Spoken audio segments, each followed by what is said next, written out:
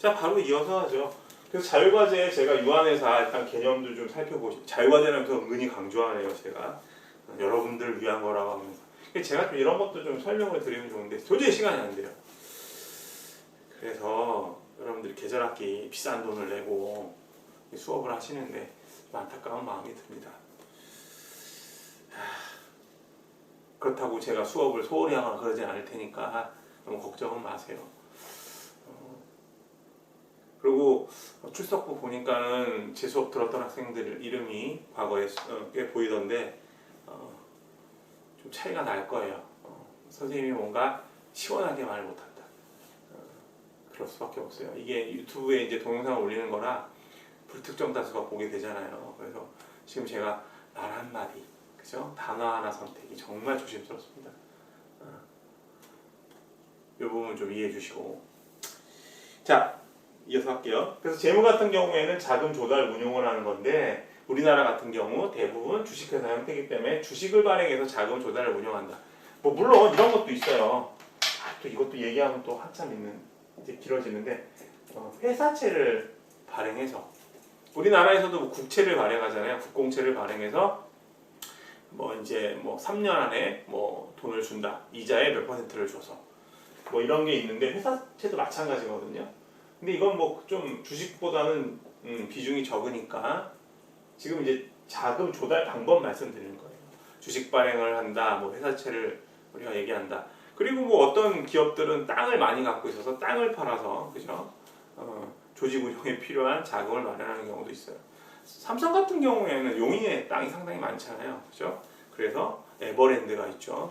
그리고 롯데 같은 경우에는 잠실에 땅이 많아서 롯데월드.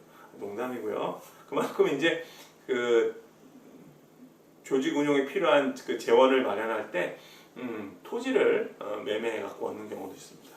그렇죠? 현대 같은 경우에는 삼성동에 그 옛날 한국전력 부지를 뭐 10조 가까운 돈을 주고 구입을 했죠. 아마 그 구입한 시점이 한 5, 6년 지났으니까 엄청나게 그 안에 또 지대가 상승했을 것 같아요. 자, 어찌됐건 봅시다. 그래서 유한회사나 유한책임회사는 주식을 발행하지 않거든요. 기본적으로. 그래서 어떤 식으로 자금을 조달하는지에 초점을 맞춰서 한번 조사해 보시기 바래요. 자, 그 다음에 회계라는 건 뭐냐면 회계는 조직에서 돈을 썼을 거 아니에요. 필요한 자금을 운영하고 뭐 급여도 주고 원료나 부품을 구입하는데 돈을 써서 사올 수도 있고요. 그 다음에 뭐 어떤 회사에 우리가 뭐 외상을 줄 수도 있고요.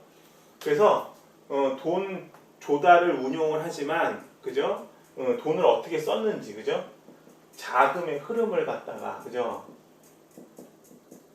기록도 해야 될 거예요. 이게 회계예요, 회계. 돈을 어디에 썼는지. 엄마들이 집에서 이제 가계부 쓰시잖아요, 그죠? 그래서 뭐 우리 한 달 수입이 얼마고 그 다음에 지출이 얼마고 그죠? 그런 식으로 흐름이나 상태를 기록하는 것이 바로 회계예요. 근데 이 회계에서 주의할 점은 뭐냐면 회계에서는 회계 기준이 상당히 중요하거든요. 자기 맘대로, 그러니까 회사의 어떤 각각의 회사의 어떤 특징에 맞게 회계를 처리를 기록하는 게 아니라 회계 규약, 규칙에 맞게, 기준에 맞게 누구나 회계 장표를 보고도 이해할 수 있도록 그죠? 재무 상태가 어떤지 파악할 수 있도록 규칙이 상당히 중요하다는 거예요. 그래서 우리나라 같은 경우에는 한국 그 회계 기준이 있죠. 미국하고 다르고 일본하고 다르고 뭐 공통점도 있을 수 있으나 그죠? 그래서 이 재무에 대한 흐름이나 상태를 보는 장표를 우리가 재무제표라고 해요. 이 제자가 한자로 쓰면 모두 제자거든요. 그러니까 재무에 대한 모든 장표다라는 거죠. 모두 제라고 해서. 그래서 뭐 재무 상태표라든가 현금 흐름표, 뭐 손익계산서 등등등 여러 가지가 있게 되죠. 그래서 재무하고 회계는 같은 듯 하면서도 다른 차이점이 있어요. 그래서 두 가지를 다 같이 아시면 도움이 되겠죠. 어쨌든 부서에서는 재무회계 부서는 일을 한다. 재무부서는 자금의 운용과 조달, 회계는 자금의 사용, 그죠? 흐름 상태를 기록한다. 회계 규칙에 의해서. 이렇게 정리하시면 되고요. 그 다음에 등장하는 게 이제 마케팅이에요. 자, 마케팅은 여러분들이 이제 경영 수업 들어보신 친구들은 흥미를 느끼시는 친구들이 꽤 많으실 거예요. 왜냐하면 마케팅은 재밌거든요. 그죠? 왜 재밌냐면 마케팅이라는 게 어떤 거예요? 기본적으로 마케팅에 대한 기본적인 프레미스를 보면, 전제를 보면 제품 간 품질 차이가, 그죠? 경쟁하는 제품 간 품질 차이가 그렇게 크지 않다. 그러니까 예를 들어서 삼성전자의 갤럭시 휴대폰과 애플의 아이폰을 보시면 품질 차이가 크지 않잖아요. 거의 품질이 상향돼 있죠. 그죠? 상향 평준화되어 있죠. 그러면 품질이 그렇게 비슷비슷한다고 하면 소비자들은 어떤 제품을 구입하겠어요? 그죠? 소비자들의 구매 심리는 상당히 변화무쌍하잖아요. 예를 들면 저 같은 경우도 운동화를 구입하러 갔는데 나이키를 사려고 해요.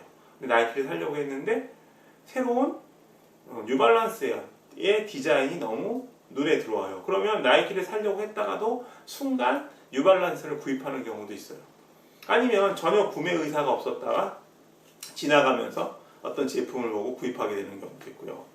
뭐 이런 것들을 뭐 이제 조금 나쁘게 얘기하면 충동 구매라는 말도 쓰긴 하지만 어찌됐건 간에 마케팅 활동이라는 거는 제품 품질이 어느 정도 있어서 소비자들의 어떤 선택을 서로 기다리는 상태가 전제가 되어야 된다는 거죠. 다시 얘기하면 마케팅 활동은 품질이 동반되지 않으면 큰 의미가 없어요. 그래서 우리나라 같은 경우 제가 이제 처음 경영학을 공부할 때만 해도 마케팅에 대한 중요성을 그렇게 강조는 안 했던 것 같아요. 제가 경영학을 처음 접한 게 이제 90년대 초반이니까 한 대학교 졸업할 쯤 돼서 90년대 후반쯤 돼서 마케팅의 의미가 슬슬 강조가 됐어요. 왜냐하면 우리나라에서도 여러 기업들이 이제 제품의 품질이 높아지는 단계였으니까. 그죠? 그래서 일단 마케팅이라고 한다면 여러분들이 꼭 미리 생각해 봐야 될 게 제품이나 서비스의 품질이 어느 정도 수준이 있어야 된다. 품질이 떨어지면 마케팅 활동 의미가 없다라는 거죠. 자, 그래서 그런 전제를 통해서 소비자들에게 제품의 특징이나 특색을 알리는 데 그 목적이 있다.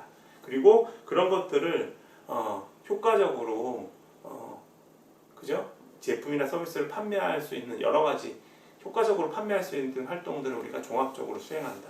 그래서 마케팅에서 중요한 요소가 뭐 프로덕트, 그죠? 프라이스, 제품 가격, 프로모션, 촉진, 판매 촉진, 그 다음에 이제 플레이스, 디스트리뷰션인데 유통이라고 보통 얘기하거든요. 유통. 이런 것들을 중요한 어떤 주제로 삼고 있죠. 자, 그래서 마케팅 같은 경우에는 여러 가지 기업 활동들이 이제 상당히 어떤 궤도에 올라가고 그에 따라서 품질이 동반될 때 이루어진다라고 생각하시면 돼요. 그래서 지금은 우리나라에서도 세계적인 기업들이 많기 때문에 마케팅도 상당히 중요한 역할을 하고 있죠. 그리고 조직에서 실제로 보면은 뭐 영업 관리까지도 마케팅으로 보는 회사들도 있어요. 그래서 마케팅은 상당히 범위가 넓어져 있고, 최근 들어서는 뭐 온라인을 좀 중점적으로 마케팅 활동을 하는 경우도 있고요. SNS를 이용해서 그렇게 파악하시면 되고요. 그 다음에 이제 프로덕션 오퍼레이션은 생산 운영이라고 해요. 적어 볼까요? 생산 운영. 보통 제품에 대한 것들은 생산 관리라고 해요. 그렇죠? 제품. 그러니까 프로덕션 매니지먼트 그러면 그죠? 생산 관리라고 하고요. 그다음에 운영 그러면 초점이 어디가 있냐면 서비스에 있어요. 이렇게 쓰면 안 되겠다. 운영은 운영 관리 이렇게 써야죠. 서비스. 그죠? 이렇게 정리하시면 돼요. 초점이 주로 제품에 있다. 그죠? 예를 들면은 이제 뭐 수입차 업계에서 자동차를 들여와서 판매를 하잖아요. 그죠? 수입차 업계 같은 경우에는 엄밀히 말해서는 제조업체는 아니죠. 그죠?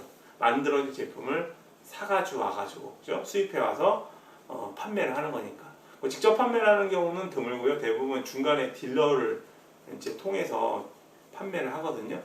BMW나 벤츠 같은 경우를 보면 그런 경우 수입차 같은 경우에 유통업체니까 그런 경우에는 생산관리라기보다는 운영관리라고 그죠? 얘기할 수 있죠. 자동차를 들여오거나 판매하거나 딜러사에게 판매하거나 이런 일련의 활동들을.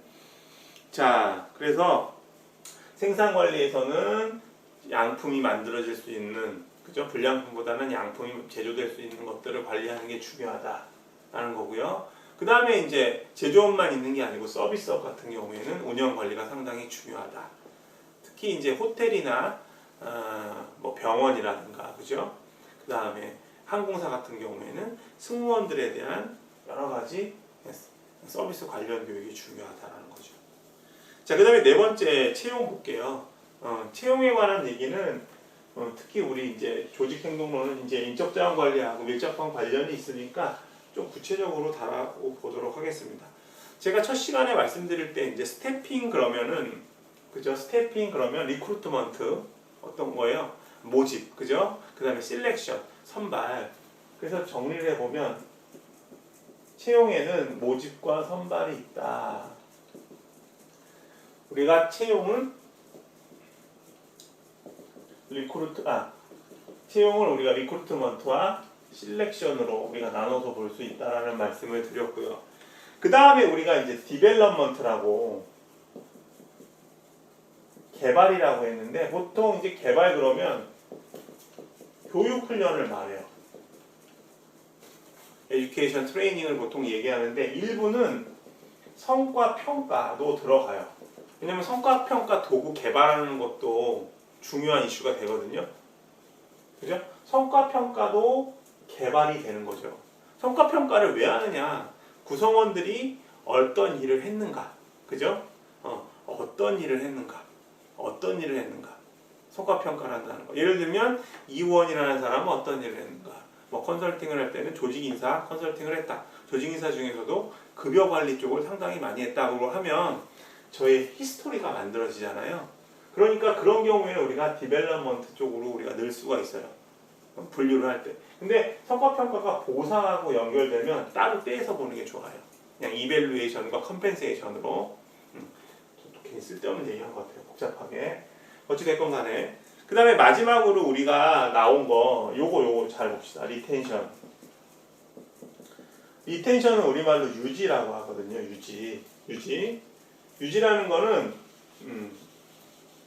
조직에 필요한 인력을 어떤 식으로 유지해야 되는가. 그죠? 한국외국어대학교에 있는 인력들을 어떤 식으로 유지해야 되는가.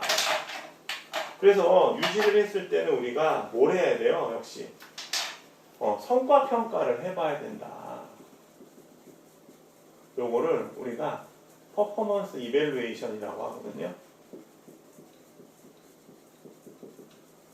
중요하니까 그냥 시간이 좀 걸리더라도 잘 써볼게요. 성과 평가를 할 때 두 가지 항목을 평가해요. 하나는 어치먼트, 업적을 평가하고요. 두 번째는 뭘 평가하냐면은 컴피턴시, 역량을 평가해요. 제가 글씨 너무 못 쓰죠? 마음이 급하니까 글씨가 자꾸 빨라져요. 다시 성과평가를 해가지고 결론은 이거죠. 업적과 역량이 높은 사람을 유지시켜야 된다. 리텐션 해야 된다. 성과평가의 두 가지 측면, 하나는 업적이고 하나는 역량이다라는 거예요. 몇 가지 되셨죠? 업적이라는 건 뭐냐면은 그 사람이 얼마만큼 일을 해왔는가를 평가하는 거예요. 수행 직무를 얼마만큼 달성했는가. 예를 들면 제가 자동차 회사의 영업사원이라고 하면 자동차 판매 대수가 그 사람의 업적이 되는 거죠. 그래서 요거는 약간 과거지향적이에요. 예를 들면 제가 2020년도 3월, 그죠? 올 초, 2020년 올 초에 제가 이제 자동차 회사의 영업사원이라고 하면 저의 업적은 언제예요? 2019년 1월 1일부터 통상 2019년 12월 31일까지 전년도의 업적을 얘기하는 거죠. 그런 측면에서 우리가 과거라는 말을 쓰고요. 그 다음에 역량이라는 건 그 사람이 갖고 있는 이거예요. 이거. 포텐셜, 잠재. 여러분들 뭐 흔한 말로 포텐 터졌다 이런 말씀들 많이 하시잖아요. 잠재력. 그죠? 우리 엄마 아버지들이 여러분들의 잠재력을 많이 믿고 계시잖아요. 특히 이제 초등학교 때 우리 아들 딸은 서울대에 갈 수 있을 거야. 그죠? 미래적인 측면이죠. 그죠? 미래적인 측면. 그래서 그 사람이 갖고 있는 여러 가지 뭐 성실성이라든가 아니면 친화력이라든가, 그죠? 뭐 리더십이라든가, 그죠? 이런 것들이 역량이라고 있어요. 할 수 있어요. 근데 중요한 거는 뭐냐면은 업적 같은 경우에는 상당히 평가하기, 측정하기가 쉬워요. 조금 전에 말씀드렸듯이 자동차 회사 영업사원은 너 자동차 몇 대 팔았니? 나는 10대 팔았어. 다른 영업사원들은 20대 팔았어. 그럼 20대 파는 사람이 업적이 더 높은 건 맞는데 사실 이번은 측정하기가 상당히 어렵습니다. 그래서 어떤 경우에 역량을 측정하지 못하고 업적이 성과 평가가 되는 경우가 있어요. 업적이. 그래서 앞에서 제가 말씀드렸는데 이 KPI를 우리가 성과 지표라고 했잖아요. 핵심 성과 지표. 업적 지표라고 봐도 돼요. 왜냐하면 역량 평가하기가 쉽지 않으니까. 그 사람의 리더십 수준이라든가 성실도라든가 그 다음에 말하기 능력이라든가 이런 거, 그죠? 커뮤니케이션 능력 같은 거 어떻게 평가하겠어요? 주관이 개입될 성향이 많다라는 거죠. 평가하기가 쉽지가 않아요. 지금 인사조직 쪽에서 성과평가할 때 역량 이거 어떻게 평가하느냐, 역량평가가 상당히 중요하긴 한데 구체적인 방법론에 대해서 상당히 고민들을 많이 하고 있거든요. 그래서 동일한 어감으로 업적이나 성과나 같은 맥락으로 보는 경우 상당히 많다. 그래서 제가 KPI 말씀드린 거예요. 이걸 업적 평가를 보여도 좋고, 그죠? 조직의 업적, 조직의 성과, 개인의 업적, 개인의 성과 이렇게 말씀하셔도 틀린 말은 아니다라는 거죠. 영역 평가가 어려우니까. 또 괜히 또 말씀드렸나? 더 헷갈리게. 자, 어찌됐건 업적과 역량을 평가할 수 있다면 이 두 가지가 높으면 우리가 핵심 인재라고 이야기할 수 있으니까 유지하는 게 중요하다. 그죠? 그래서 이런 그림을 많이 이용해요. 이것도 제가 많이 말씀을 드렸을 거예요. 각 수업별로. 9개의 매트릭스를 그려서 이쪽이 당연히 이제 하이죠. 여기 하이, 로우. 여기는 뭐냐면은 여기 업적. 어치먼트. 여기가 이제 역량이에요. 그럼 핵심 인재들은 어디에 포함될까요? 여기. 업적도 높고 역량도 높고 잠재력도 높고 자기가 수행한 직무 수행 결과도 높은 사람들. 그래서 여기를 보통 우리가 HPI라고 보통 이야기를 많이 해요. High Performance 고성과 자 Individual. 그래서 HPI라는 말을 많이 쓰거든요. 고성과자.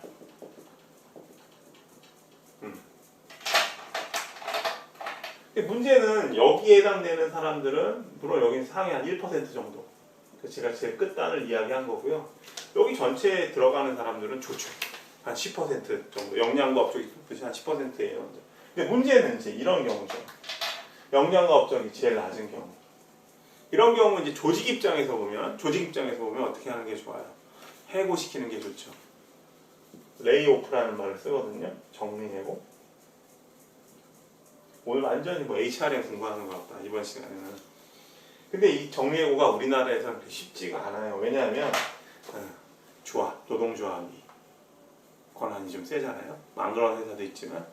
정리해고 상당히 어려우니까 어떤 식으로 많이 이제 회사에서 내보내게 되냐면 뭐 명예퇴직 같은 거 많이 말을 쓰죠.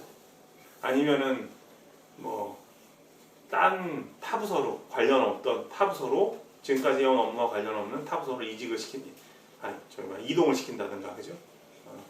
먼 지역으로 보낸다든가 여러 가지 방법을 쓰죠. 이런 경우는 어떨까요? 여기 이제 A는 조직 입장에서 상당히 좋고, 그 다음에 여기 B는 별로 안 좋고, 여기 C라고 할까요? 여기는 어때요? 역량은 상당히 높으나 뭐가 낮아요? 업적이 낮은 경우죠. 그죠? 역량은 높으나 업적이 낮은 경우. 이런 경우는 자기가 수행하는 직무가 맞지 않는 경우. 그죠? 나는 성격이 좀 내성적이라 혼자서 연구하고 혼자 일하는 걸 좋아하는데 뭐 영업사원의 일을 맡겼다. 그런 경우 업적이 안 나올 수 있죠. 그죠? 여기 D 같은 경우는 반대로 업적은 높은데 역량은 낮은 경우. 상당히 성실한 사람이라고 볼 수 있죠. 조직 입장에서는 유지하는 게 맞다고 봐요. 역량을 어떻게 높일 것인가는 상당히 어렵죠. 그죠? 그것들은 계속 고민을 해봐야 되겠지만 적어도 자기 직무에 대해서 수행 결과는 좋은 사람들이니까 유지를 해야 된다. 유지, 그죠? 재배치, 그죠? 다른 부서로 이동시킨다든가, 그죠? 여기는 회사 입장에서 볼 때는 상당히 고민스러운 인력이라고 볼 수 있죠. 이런 식으로 한번 정리해 보시는 것도 재미있을 것 같습니다. 자, 그래서 이제 각각의 지금까지 9페이지에서 다루었던 이야기들은 조직에 있는 기능 단위 부서들이 어떤 일을 하나 다시 한번 정리해 보면 재무 쪽은 자금의 조달과 운용, 그죠? 주식회사는 주로 주식을 발행해서 필요한 재원을 마련한다라는 거고요. 그 다음에 이제 회계는 자금의 흐름이나 상태를 기록하는 것이고 회계 기준이 상당히 중요하다. 자기만 알아보면 안 되니까. 예를 들면 제가 어떤 회사에 주식을 구입한다고 했을 때는 그 회사의 재무제표를 보고 투자를 해야 될 거 아니에요. 빚이 많다 그러면은 그죠? 투자를 하면 안 되겠죠. 그래서 부채가 적고 자기 자본 비율이 높은 기업, 그죠? 이런 것들을 우리가 뭐 자산의 건전성 뭐 이런 말들을 쓰는데 그런 것들에 대한 여러 가지 의사결정을 할 수 있도록 하는데 회계의 목적이 있는 거죠. 그 다음에 마케팅에서는 전제돼야 될 게 제품이나 서비스의 품질 수준이 어느 정도 상당히 올라와야 된다. 그래야 마케팅 활동에 의미가 있다라는 얘기를 했고요. 그 다음에 생산 관리는 제품 쪽에 초점이 맞춰져 있고 운영 관리는 서비스 쪽에. 그 다음에 인사 조직에서는 뭐 채용, 그죠? 그 다음에 교육, 훈련, 개발이라고 해서 그 다음에 성과 평가 이런 것들을 하는데 특히 리텐션 관련돼서 업적과 역량이 각각 높고 낮음에 의해서 유지 인력들을 우리가 결정할 수 있게 된다라는 말씀을 드린 거고요. 정리 잘 하셨으면 좋겠어요. 자, 10페이지 보도록 할게요. 10페이지에 있는 내용은 경영 기능에 관한 거예요. 이것도 상당히 중요해요. 매니지먼트 펑션이라고 이야기를 하는데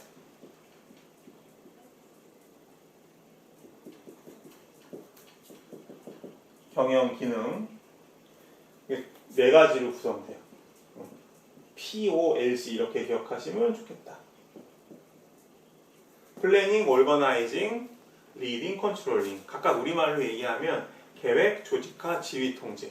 계획, 지휘, 틀렸네요. 계획, 지휘, 조직화, 통제 이렇게. 자, 그래서 그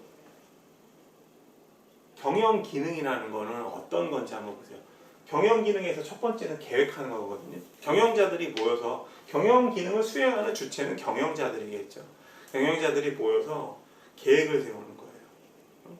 그래서 핵심은 조직에 필요한 활동이라고 써요. 활동을 조정, 통합한다.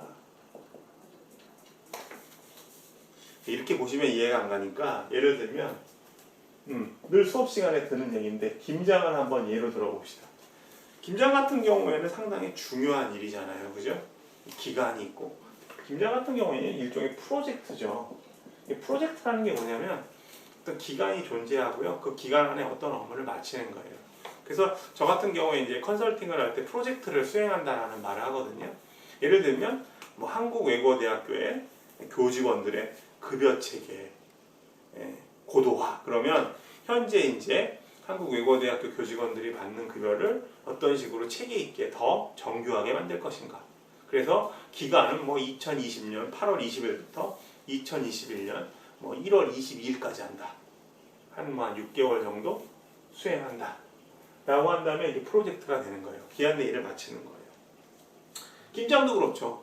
김장 같은 경우 보통 2, 3일 정도 걸리니까. 그래서 요 김장을 통해서 우리가 경영 기능을 한번 예를 들어서 살펴봅시다. 저희 집 같은 경우에는 보통 김장을 12월 초나 11월 말쯤에 담는데요. 상당히 여러 가지 김치를 만들어요.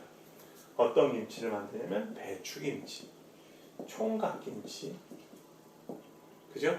그 다음에 동치미. 겨울에 동치미 이 국물에 이 소면을 말아서 먹으면 참 맛있죠. 그 다음에 시내김치, 갓김치, 농담했는데 묻지도 않네요. 그 다음에 파김치, 그 다음에 깍두기. 진짜 많이 하죠. 그래서 이런 종류를, 그죠? 이 종류라는 게 조직에 필요한 활동을 조정하는 거잖아요. 야, 우리가 이번에 전자제품을 개발해야 돼. 어떤 거 개발할래? TV하고 냉장고로 가시죠. 그럼 냉장고는 어떤 걸로 갈까? 대형 냉장고와 소형 냉장고로 가시죠. 이런 식으로 종류. 그래서 이런 김장 종류만 해도 이렇게 많은데 이때 들어가는 비용, 그죠? 빨간색으로 볼까? 예산. 그죠? 얼마가 들 것인가? 저희 김장 담을 때 보통 저희 가족이 이제 결혼 전에 저희 가족들을 보면 저희 아버지 어머니 그다음에 제가 누나 둘이 있거든요. 그리고 이제 제가 막내인데 5식구인데 지금 이제 내 집에서 김장을 담그는 거예요. 어머니 아버지 때 그다음에 누나들 그다음에 저까지 해서 한 20만 원씩 돈을 내거든요. 그러면 대략 예산이 한 120 정도 되죠. 그죠? 그다음 인력은 핵심 인력은 저희 큰 누나예요. 큰 누나가 주부로서의 연차가 거의 한 25년 정도 되니까 가사 일에 있어서 거의 슈퍼파워라고 할 수 있죠. 아직까지 힘도 있고 어머니는 매니저가 되고요. 그죠? 연로 하시니까 주로 지시를 많이 내리시죠. 그죠? 지휘 통제하시고 그래서 인력 누나들과 그 다음에 저희 와이프 그 다음에 이제 시장 보는 것도 중요한 주제가 될 거예요. 그러니까 이런 것들을 필요한 활동들이 되잖아요. 예산 수립하는 거, 인력은 어떻게 할 것인가, 그죠? 이런 것들을 통합한다라는 거고 조직화의 핵심은 뭐냐면 직무하고 권한을 연결시키는 거예요. 직무하고 권한, 핵심이. 자, 여기까지 하고 우리 3부 이어서 하도록 하겠습니다.